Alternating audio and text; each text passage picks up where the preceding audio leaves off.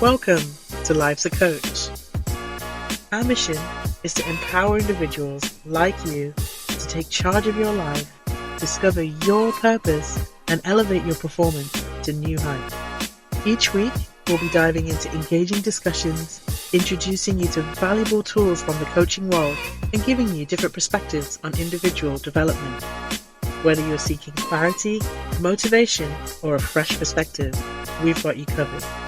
Again, welcome to Life's a Coach, where the power to transform your life begins now. Well, Coming back welcome to to Life's a Life's Coach, a baby. Coach. Let's go. We're just getting into some deep conversation about relationships, right? And stuff like that. And basically more friendships, right? But how we form them and how in later life it's much more difficult, right? To get into those relationships and maybe form those relationships. And maybe that our youth and our upbringing has a little bit to do with that too, which is interesting. And then the relationships that we've built, which are weird, right? We have this like weird vibe of complete honesty, but like playfulness, but then we have our seriousness.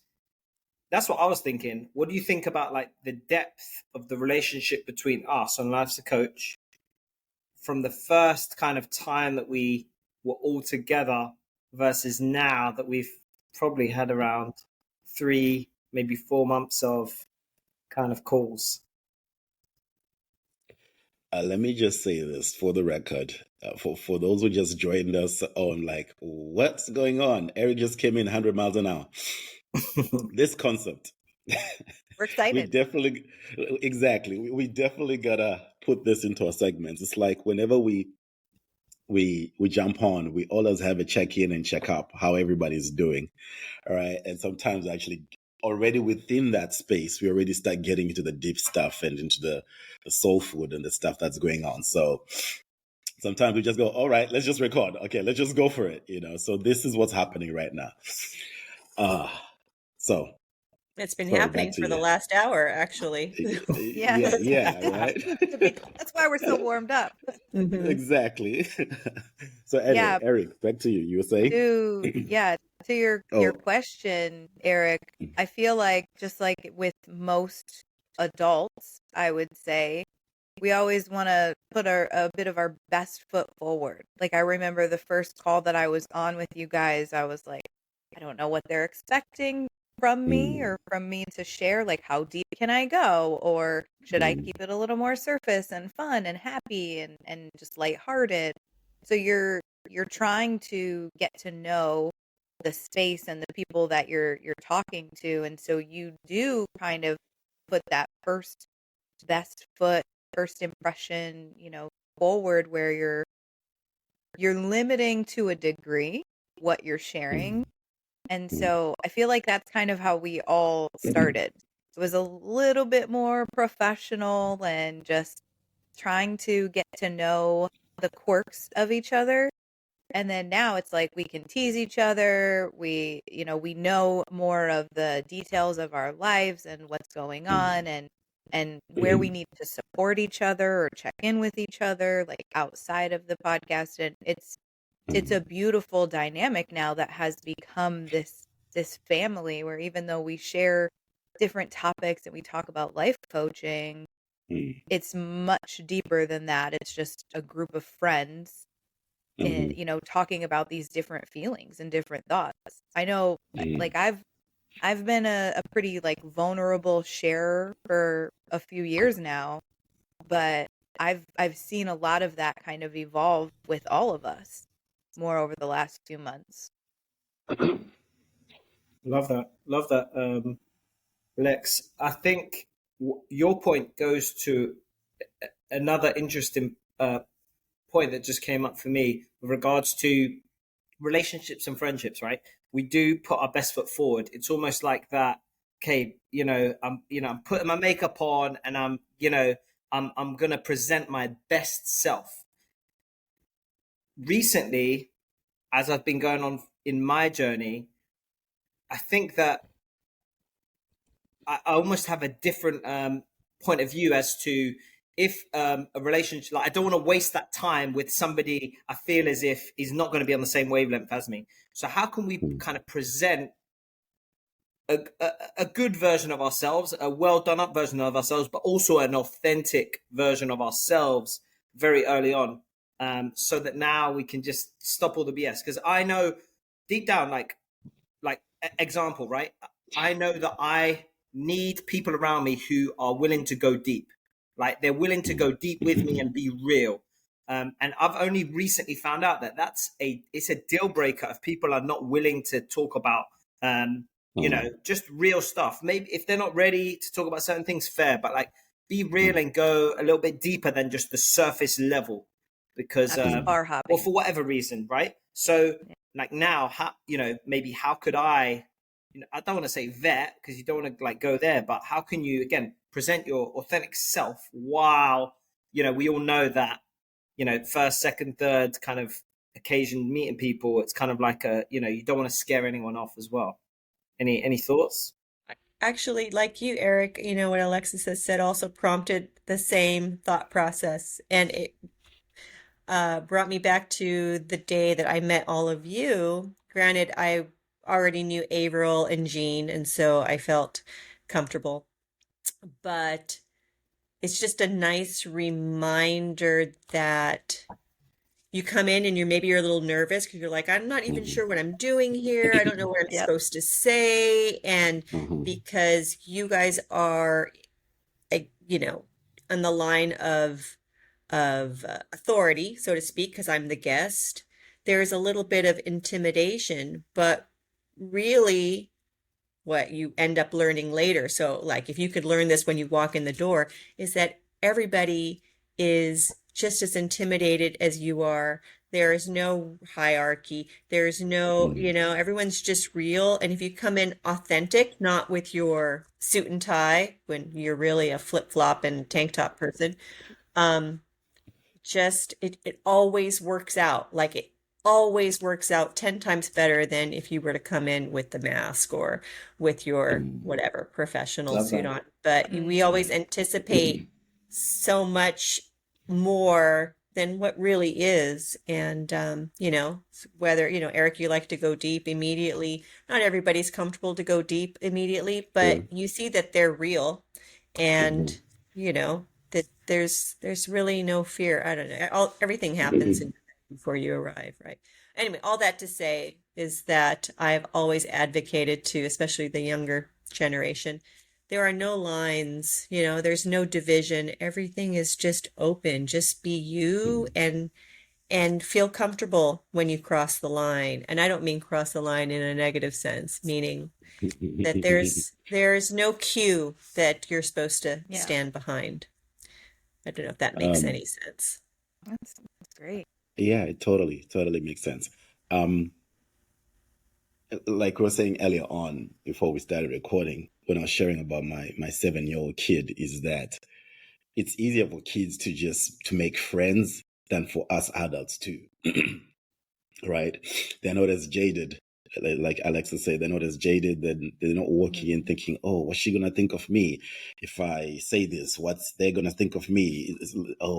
They don't have all that baggage and stuff that as adults we've had that makes one's guards up when you walk into a room. Like you go to a party, you walk into the room. I like what Alma, you say that, everybody to a certain extent is feeling the same thing. You're also feeling uncomfortable. It's so new, that kind of stuff. So I think it's also to do with us having a lot of stuff we've gone through in our lives that makes us feel anxious sometimes to step into a room. It's like you're meeting new people for the first time and you want to put on your best, your best foot. What do they call it? What's the expression? Put your best best foot forward. Exactly. Yeah. But kids don't have that. You know what I'm saying? All that stuff comes with conditioning, all that comes like, okay, you need to be proper. When you walk in, somebody had to tell you when you walk into the room, when you're meeting new people, you need to be like this, be presentable, dress like this, smile, da.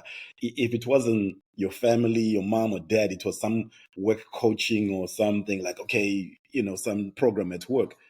It's all conditioning. So that makes it more challenging for people to connect on a deeper level. And even what you're saying, Eric, like you're someone who likes deep conversation. So it's like if I was to meet you at a party and go sit next to you, we start chatting, within minutes, you and I will be deep, right? And having said that, Alma just say too that, yeah, some people are not comfortable to go deep first. You get me? So to me, I look at it and go, it's true, because there are certain people who, like, even you coming in and going deep, someone would be like, oh, okay. They feel uncomfortable with that. They don't trust you, and they're like, oh, okay, oh, that's weird. I've had people go, oh, that's weird, or oh, that's awkward, or whatever. They're like, no, I'm not the weird one. It's weird for you because you're the one who's not comfortable going deep.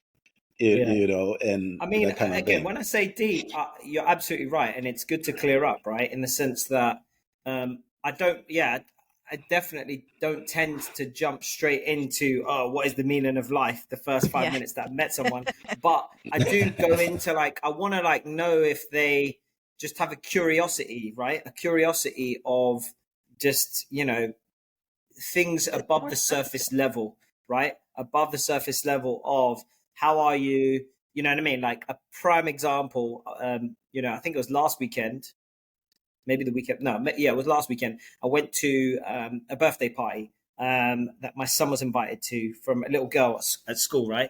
So I'd met the dad a couple of times, but again, we'd only really just had one or two conversations, right? So we go to this like kind of like a trampoline park, right?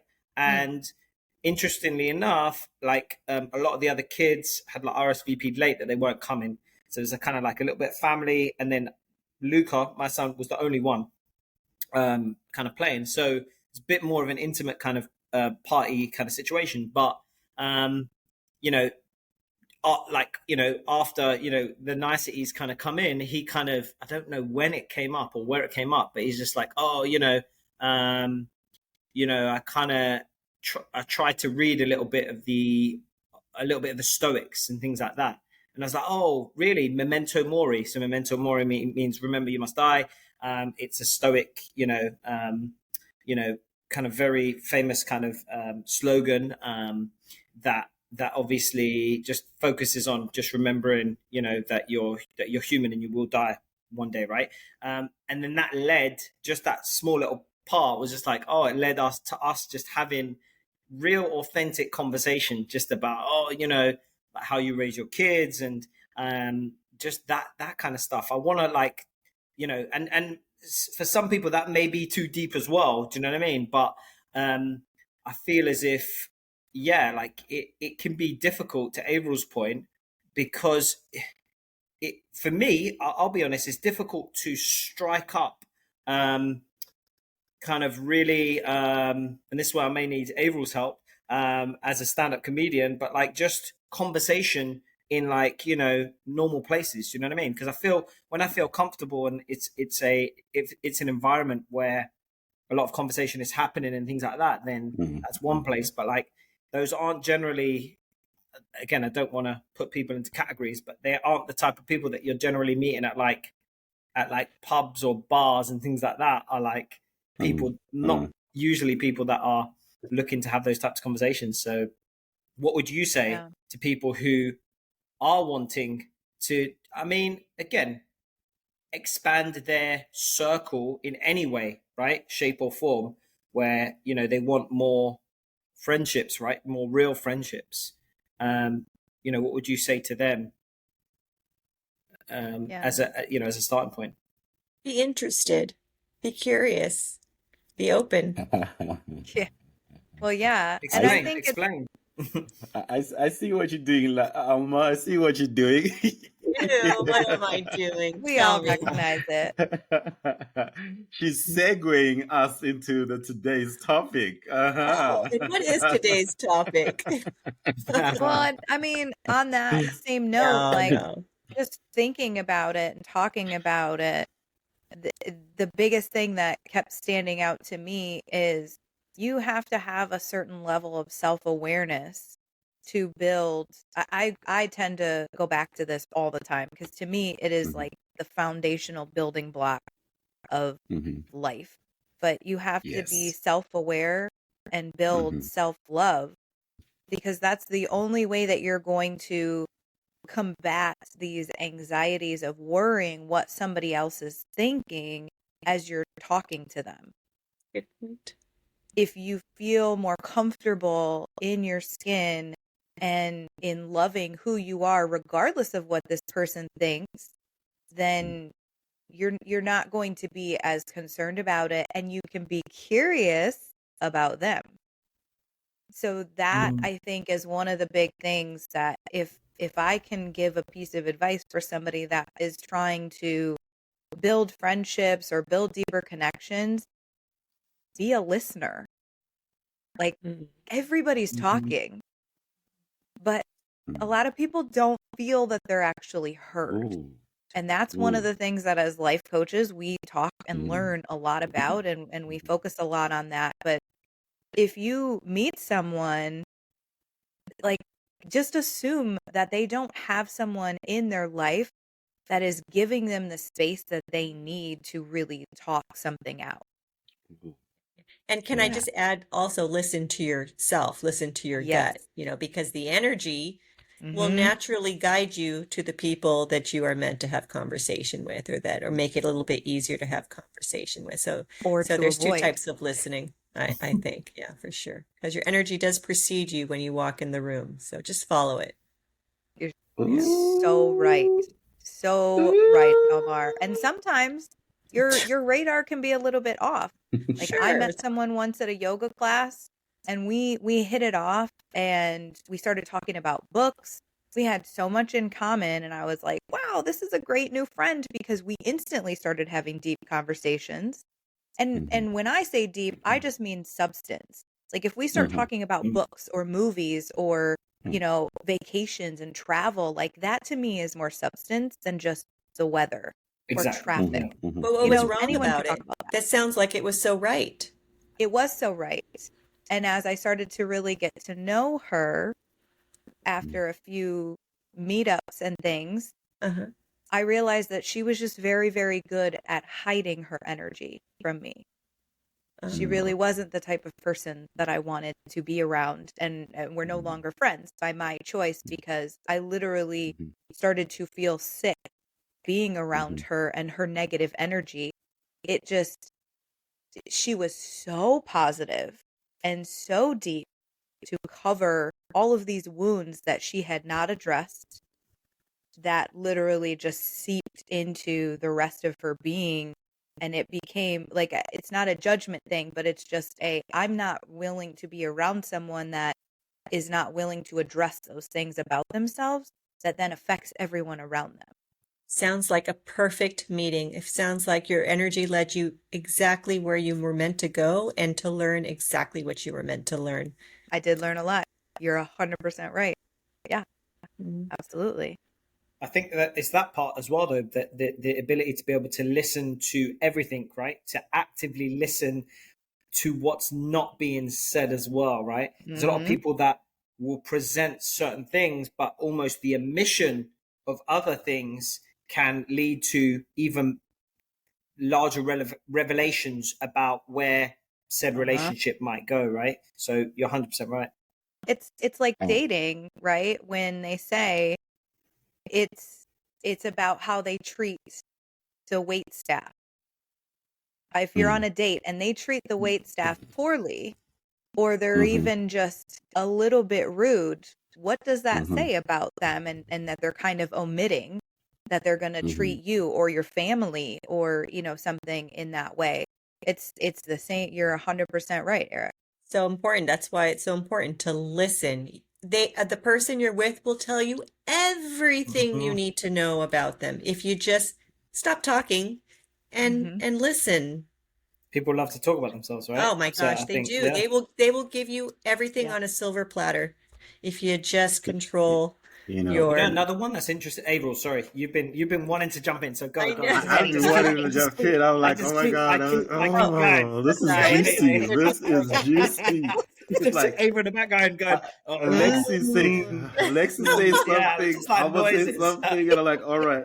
He's gonna mute us soon. Let's roll out the carpet. Come on, April. Go it. Go on. Well, there's stuff that you both said, like Lexi and Alma, that it felt like you're giving two different perspectives. But when I sit here, I'm like, well, it's the same actually. It's all intertwined. So, Lexi, you spoke about self-awareness, right? You gotta be that's where I felt like, okay, I love this. There's that part about being self-aware, right, of what's going on here and in here, right? And you're right. One thing that I like about what you said is that you never know that sometimes the person you're meeting, whether it's at a party or wherever you meet that person may actually not have anybody who they've spoken to substance stuff. Yep. I'm sure we've all had moments where you meet someone and you start talking, literally within less than a minute, they go deep and it feels like raw, like they just got someone they could just it's not even venting, it's just getting stuff off their chest. All right. Yeah. So there's that part that I liked of like, wow, yeah, just being aware that sometimes we are God's instrument, right? You don't know that you're just there to hold space for somebody that you randomly meet, right? Yep. And two, when Alma got in and say, yeah, but you also got to pick up people's energy, right? To know what works for you, what doesn't, right? I was like, that's so true too. Because you spoke about how, let's say you go let's give it a scenario, you go to a party. There's some people that you're going to naturally or just gravitate towards, and you find yourself having certain conversation. That's also something that's happening energetically, right? But what I loved is the fact that even that part of knowing whether this person is a good fit for me energetically right now comes about being self-aware. And Eric, you brought in about also listening on this end.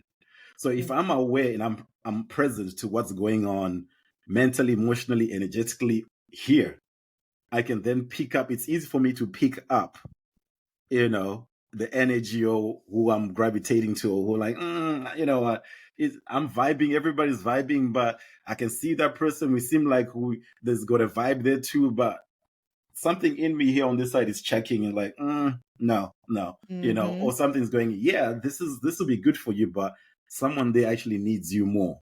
It's just like, sometimes it's also, so to me, I kind of feel like it's also in being present here.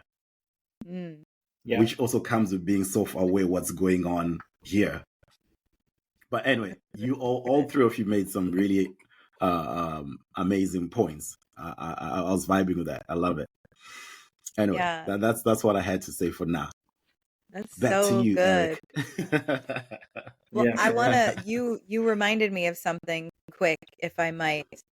Sure. I might have even shared this on another episode that we did. I can't remember, but when talking about how do we kind of show up more authentically and be more of our true self in this kind of first impression, I don't even know what it was that you said, Avril, that reminded me of this, but I read somewhere once, and maybe this will help you if you're struggling with this, of being more of your authentic self and more confident in that moment of meeting someone new.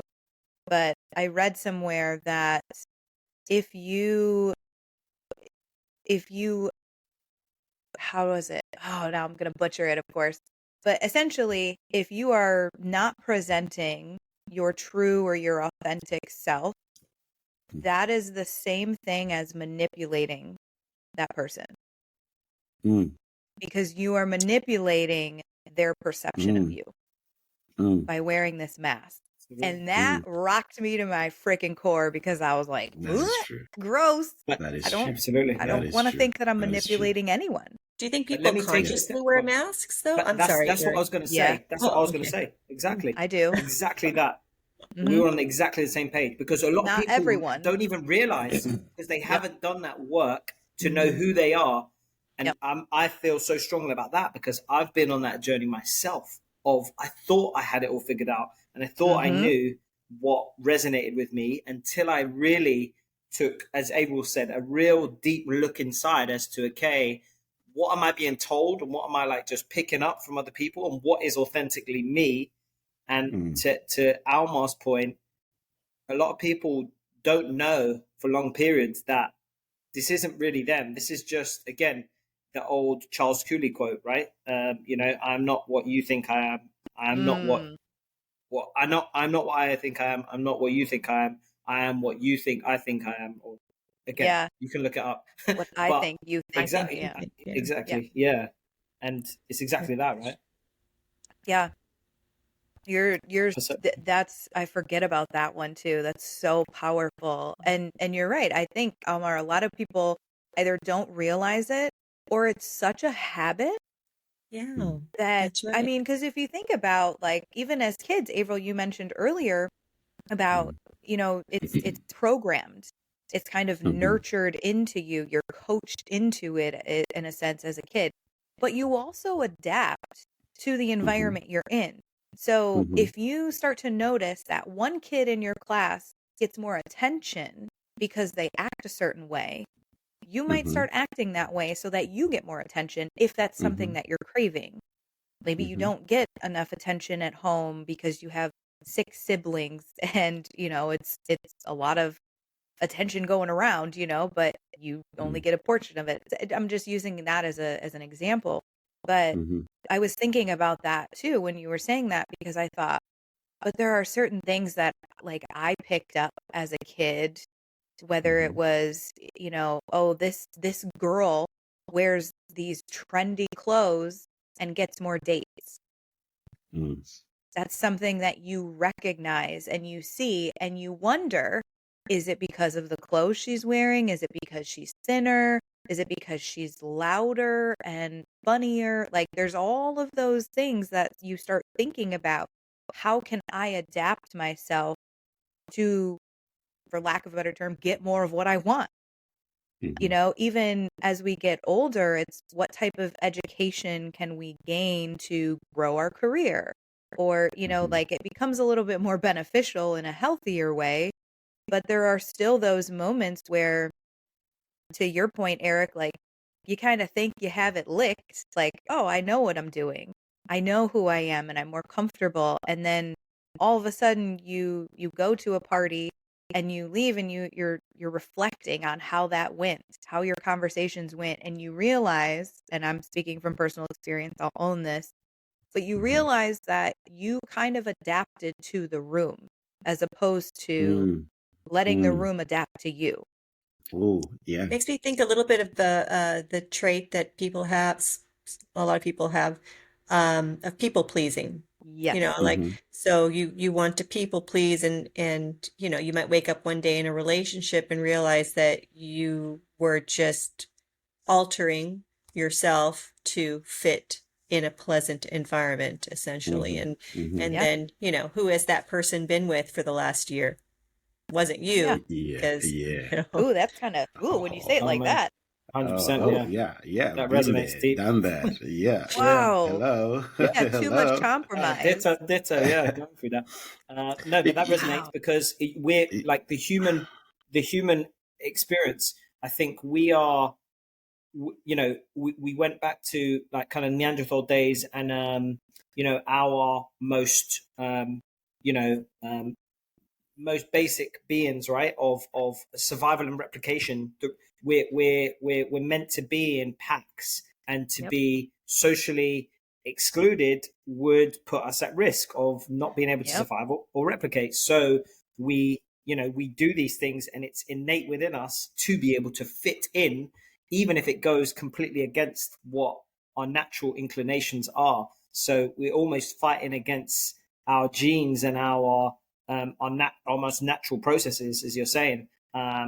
But no, I love what you said there, Lex, with regards to like going through that process. It almost reminded me of also, like, the rat race, right? The rat race of, and I think this can be one when we're a little bit older. We spoke about when we were kids, but when we're older, it's this same thought process of, I want to keep getting these promotions. And even if, you know what I mean, like, it doesn't fit in with what we really want to do, right? For example, perhaps it's better for us to have a bit more freedom. So our current role is actually the best one for us.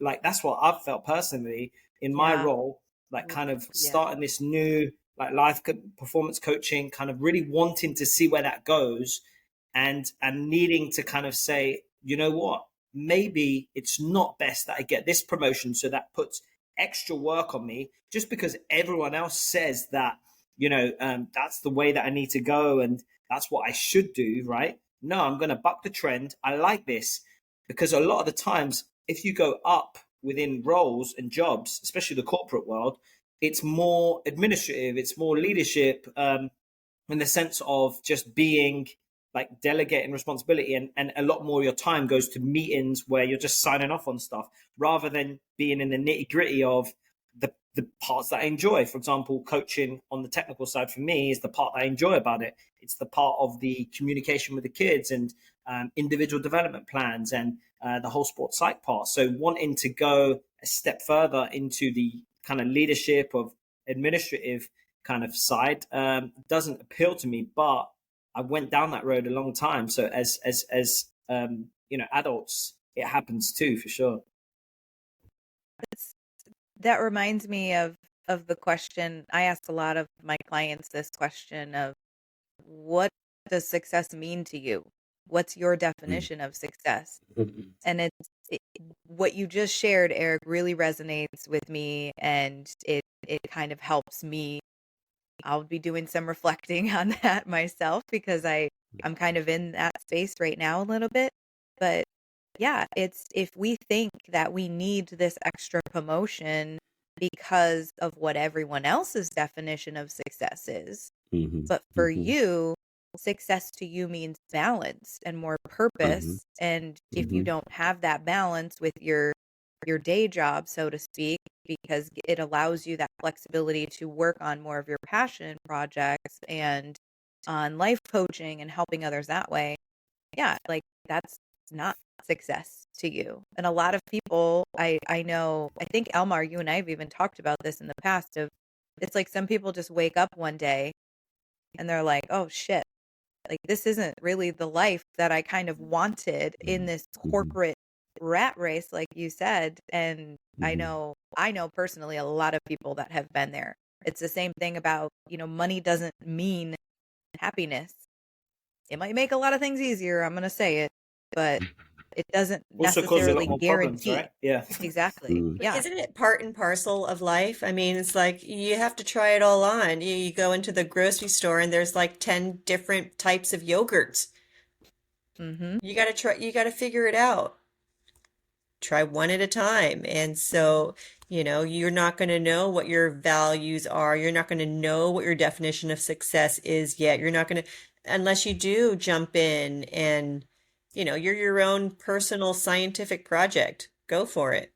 That's it, Alma. And you're absolutely right. I love what you did there, right? We learn from both positive and negative experiences. But the key part is to what Alexis just said is a lot of people go through 10 years of either a relationship or either a certain career not changing because they haven't, they just kind of go through it. They go the peaks and the troughs, you know what I mean? They'll go through the positive of that raise and the negative of, do you know what I mean? So it's that self-awareness of, am I truly fulfilled?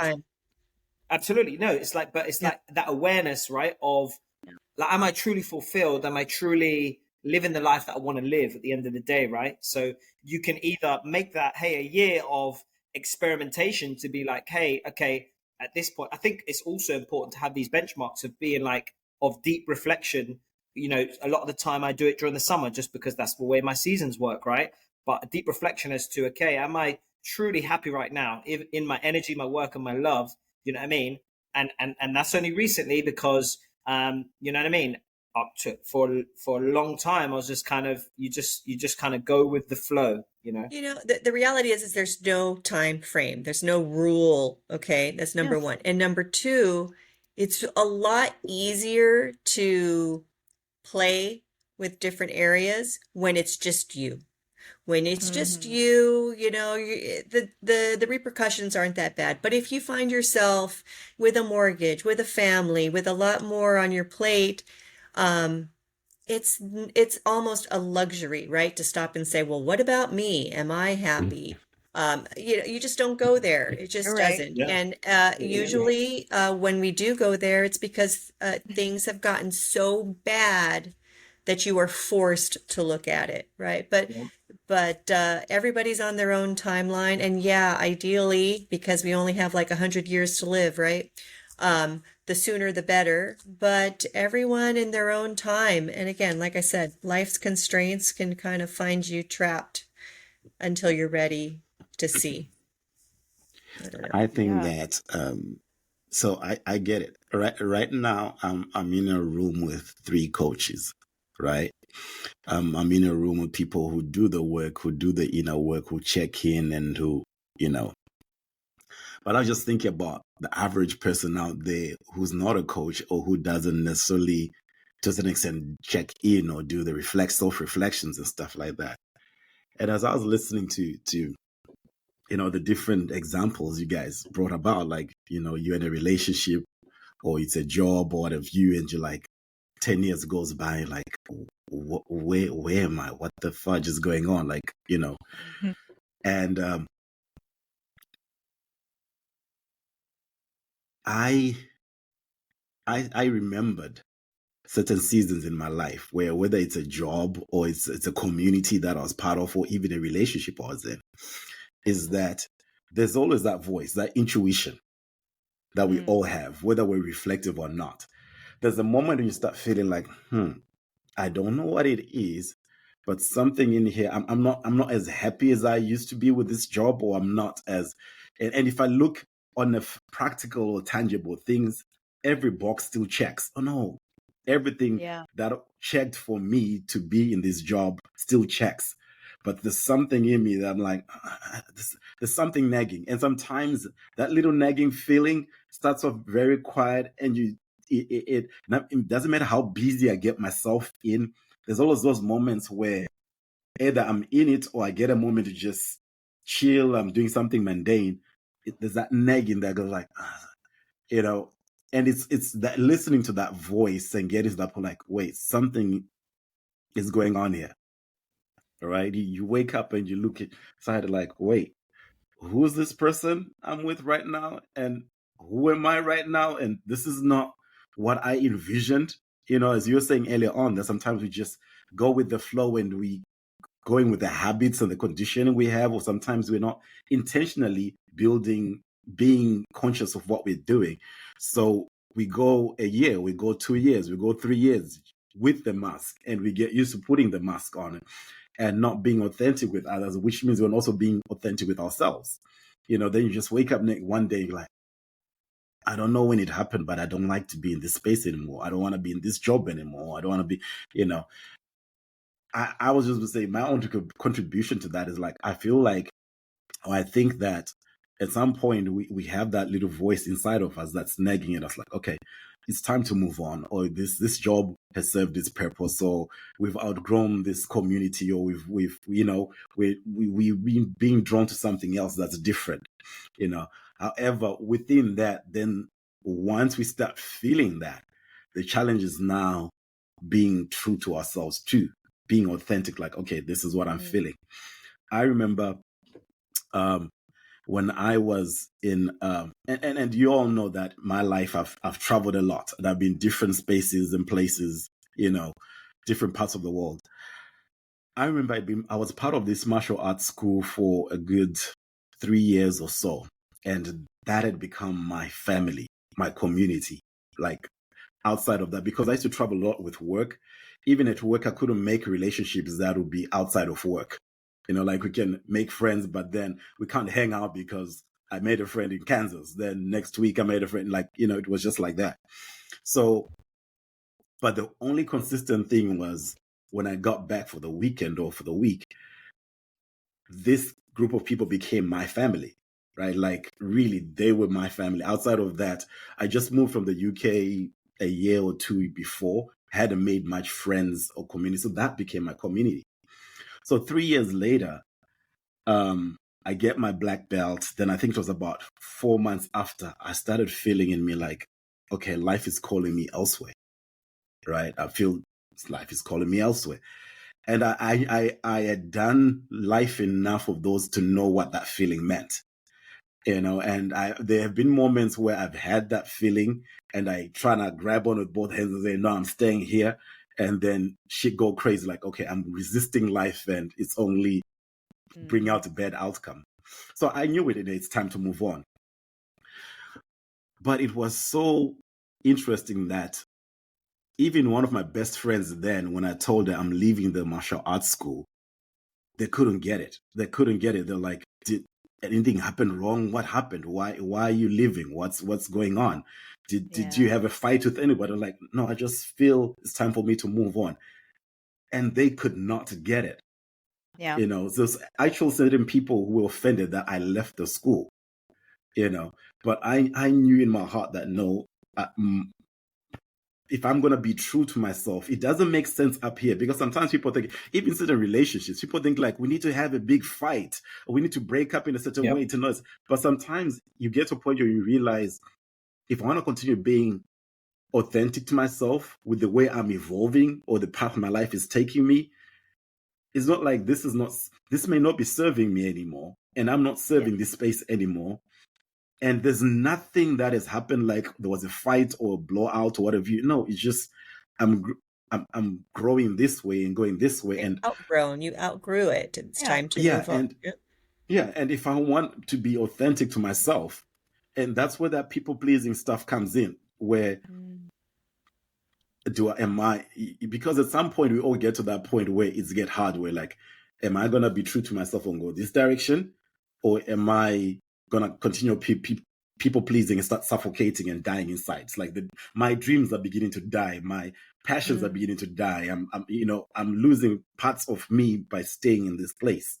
Ooh, yeah. And you know what I'm knew saying? that you had a choice. A lot of people don't realize they have that choice. Right. Exactly. The thing, Alma, is that I had done it enough times in my life that it's like when we as coaches, there's certain skills we are taught, but our intuition grows with the skills that we have as coaches, right?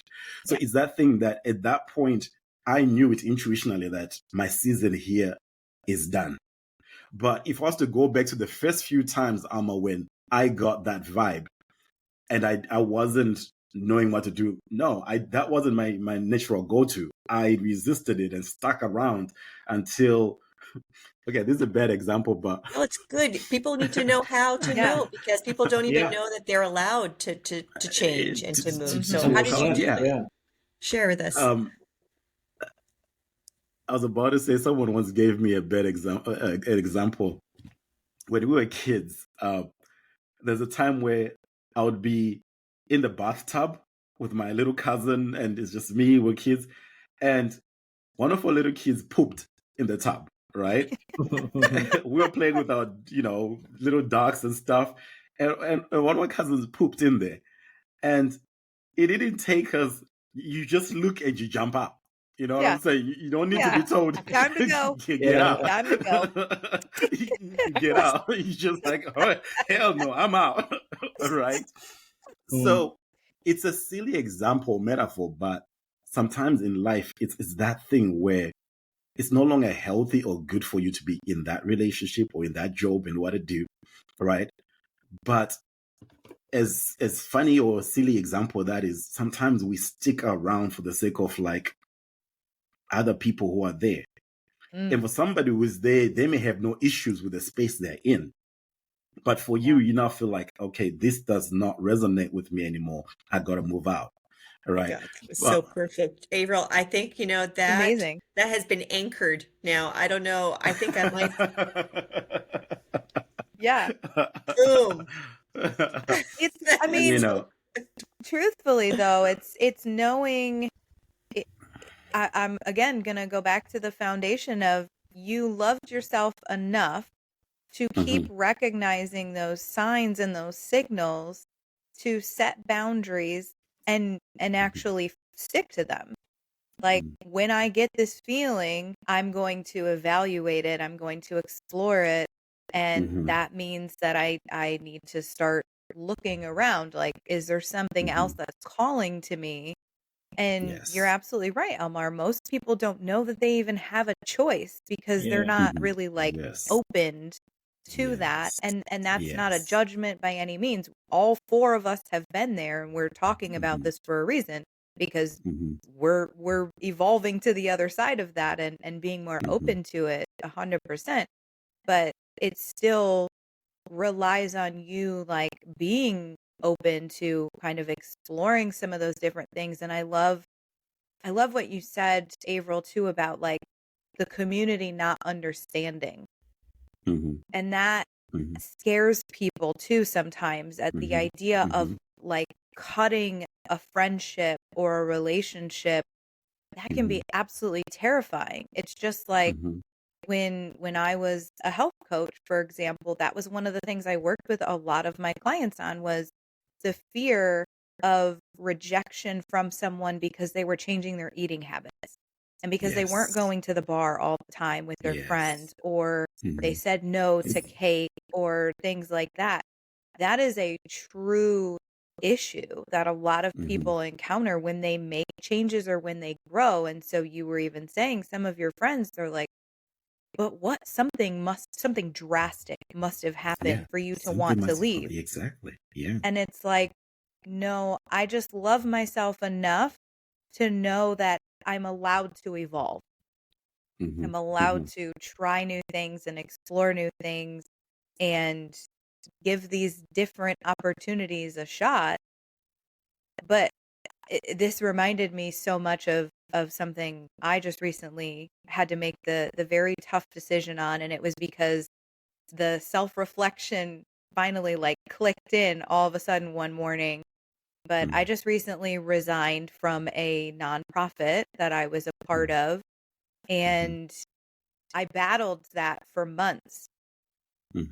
But when I finally admitted to myself that I was struggling to give, I have a lot of plates spinning in my life, and I have been struggling to give the energy that each of those opportunities or things in my life deserve, whether it be work, my new marriage, this podcast, my own podcast, all these different things.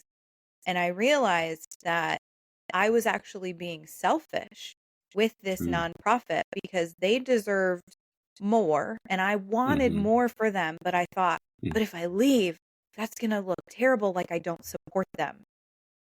But it finally hit me one day.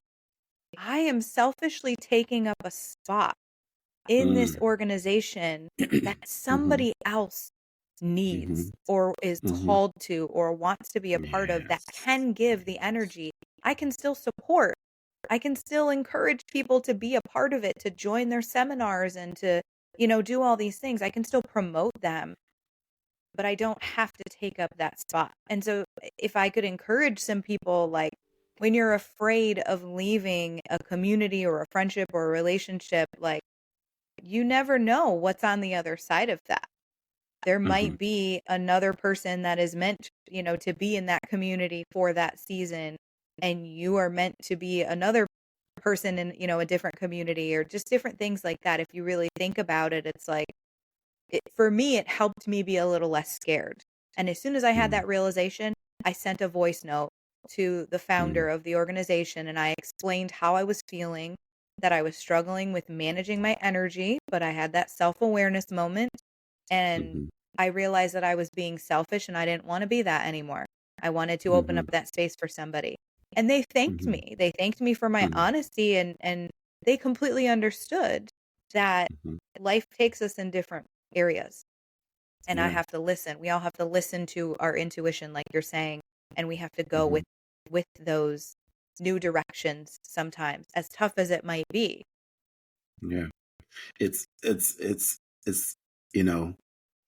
good for you that actually it went that way, that they were understanding, because sometimes you do get people who they actually struggle. And one thing I've noticed, like I said, I've been in these seasons a few times, and a number of times in my life, where at times what ends up happening is people then, when you tell them that, they can either actually start projecting their own stuff on you, right?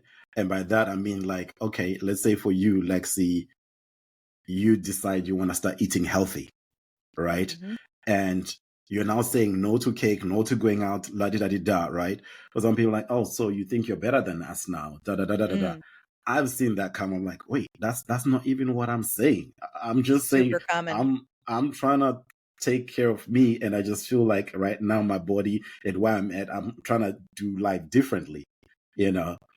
And you get people like straight up like, oh, so you feel you're better than us, and some may say it and some don't, but you can feel it in the energy. Like, okay, I was trying to do this the most amicable way possible. You guys are now coming out with a different thing, and sometimes to me, I'm like, well, is that mean? I mean, not to say I don't necessarily judge those situations, like judge to see what am I trying to say. Like sometimes you can say, oh, so this is the person's true colors all along, right? Or sometimes you get to say, well, okay, they're just hurting that they're gonna lose me, and we're gonna lose what we have, or it seems like we're losing what we have. You know what I'm saying? So it's not necessarily this is their true colors, that's who they were before, but just like, okay, they're just showing up. Their hurt is showing up that way. Right. In the end, everybody is winning because you are winning, you're following yourself, and they are being triggered and awakened. And so everybody is learning at that moment. So, you know, it's beautiful. Just the whole dynamic is just as it was meant to be for everybody involved. We've kind of gone full circle in the sense of we spoke at the start about living authentically in your relationships, right? And being your true self. And then we kind of went full circle into making decisions in your life and potentially life-changing decisions, leaving a relationship, leaving a career, leaving a non-for-profit, leaving anything that you have been a part of, right? And I think it comes back to that original point that we said of if we enter the relationship or friendship, right, with our true selves with regards to our values and what we desire, our goals, then when we choose to move on because we feel as if potentially we've outgrown or for whatever reason it's not serving us anymore, then that community can accept that with open arms because they accepted you at the start when you were when you came in with your true authentic self versus now obviously you now going full circle and needing to evolve out of that cocoon into the butterfly, right?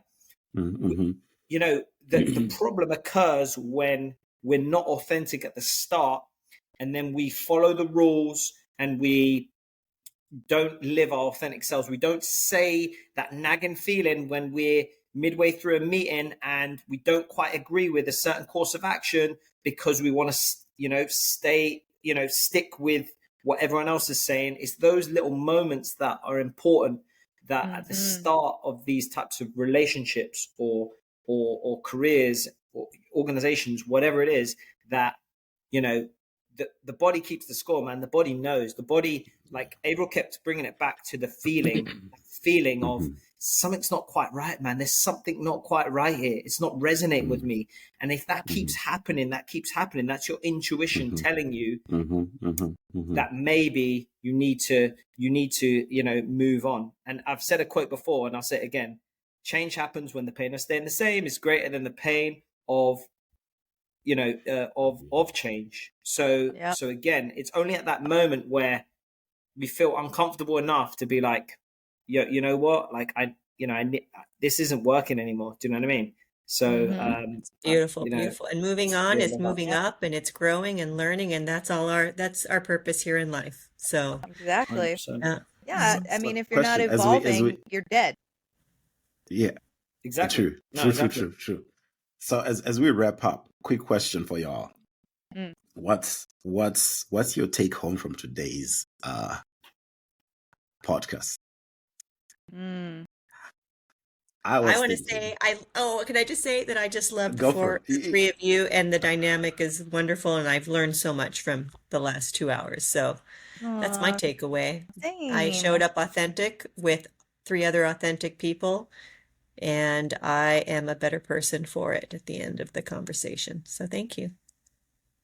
Yeah, I mean, I've said this before that these sessions are like therapy for me because I know, it's true what I said again before, that I like to have, and I said deep, but really what I meant was resonance, in the sense of that feeling of connection between somebody else's experience and my experience, and that I can learn from somebody else's experience because they're on that same wavelength, that same energy as me. So I've just enjoyed, as Almar said, just everything that someone just adds something, and I'm like, whoa, like I didn't think about that. And so in general, I feel just that idea of authenticity and the journey, as Almar said, there's no right way or wrong way.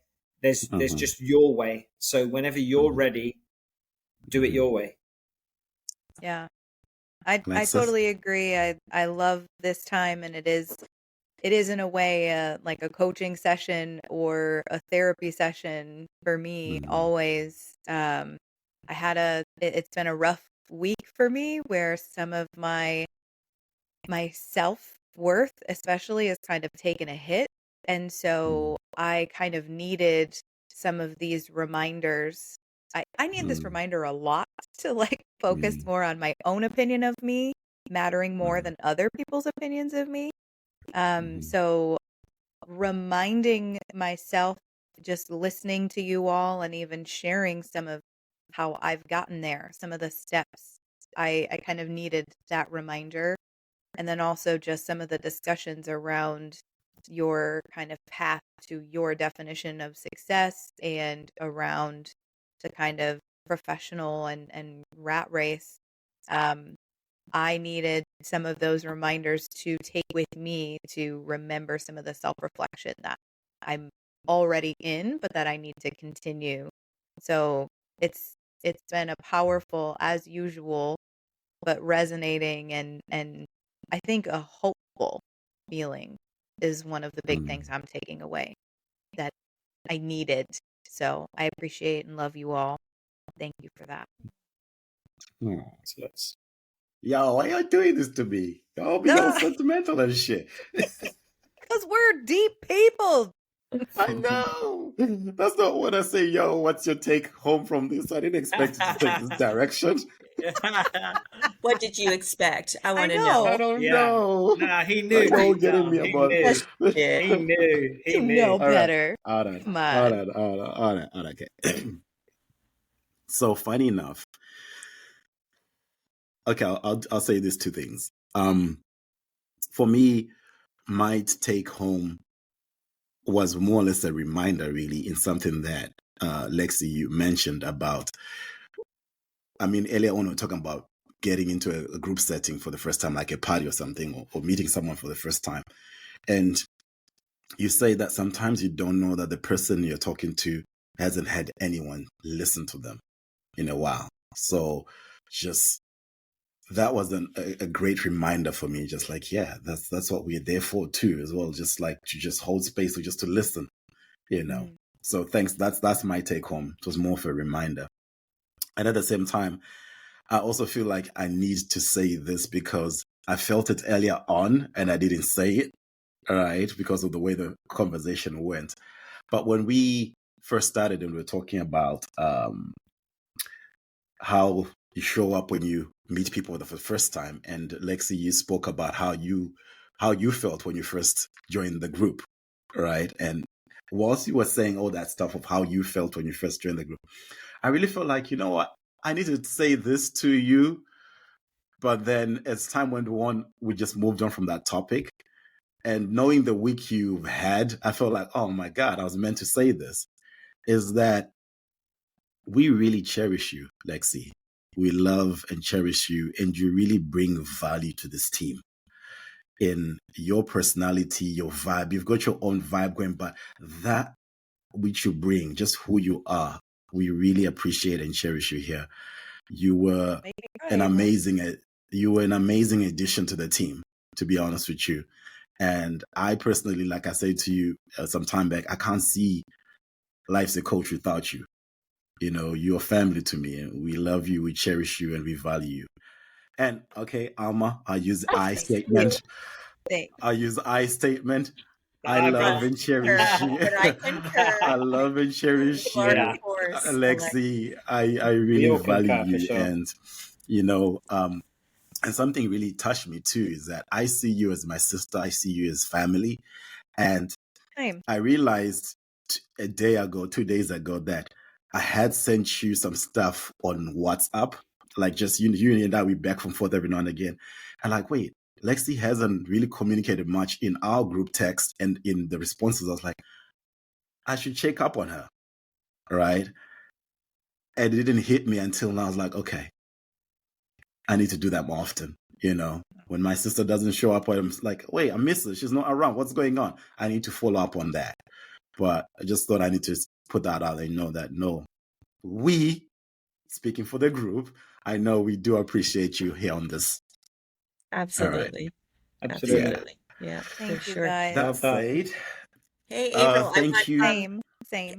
I just wanted to challenge all of our listeners. Number one, based on what you said, just listen. Just think that this person is telling you their story for the first time in maybe days and weeks, and just listen, give them that gift. And number two, that friend you haven't heard from in the last week, reach out and say hello. Yeah, just check in on them. And share what you're thinking, what you're feeling. It's scary to think about sharing a thought or a feeling, but you never know whose day you're going to make.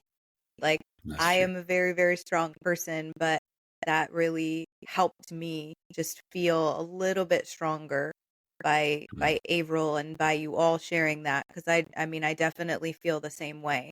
But as scary as that might be, like, somebody needs to hear that, and you deserve to share that connection, because it just deepens your connection overall.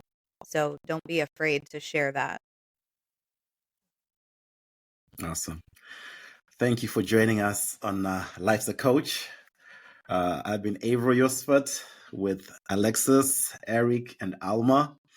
And I don't want to say we do hope you got something out of this. I know you did get something out of this. So till the next time. Let us know.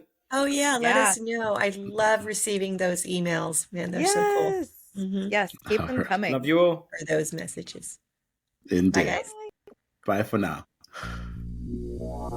Thank you for joining us on today's episode of Life's a Coach, where our conversations aim to empower and support your personal growth.